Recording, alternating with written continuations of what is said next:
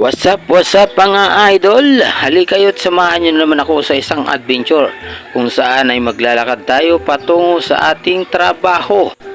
Kaya't halina kayo, samahan nyo ko, let's go!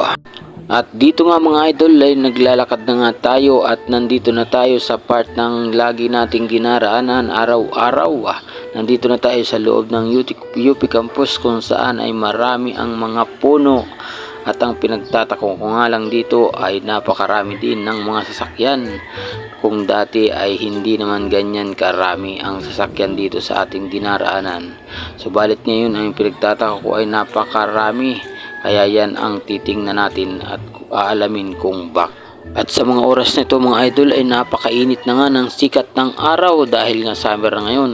Kaya sobrang init. Kaya nakakita tayo dito ng magtatay na naglalakad kahit sobrang init ng araw.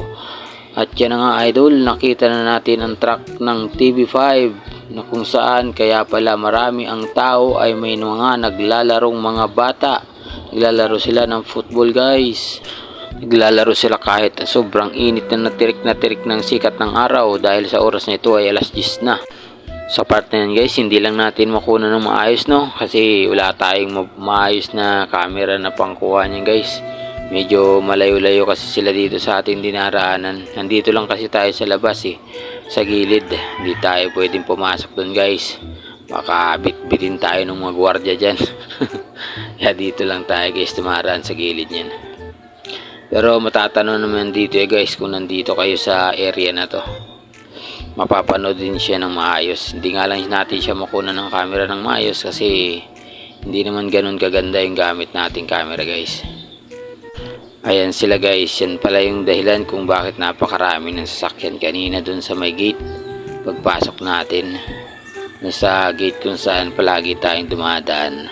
At syempre hindi tayo dyan mawawala, tayo ang bida sa video na to guys Kaya syempre akin tong vlog na to, kaya hindi mo mawawala yung mukha natin dyan.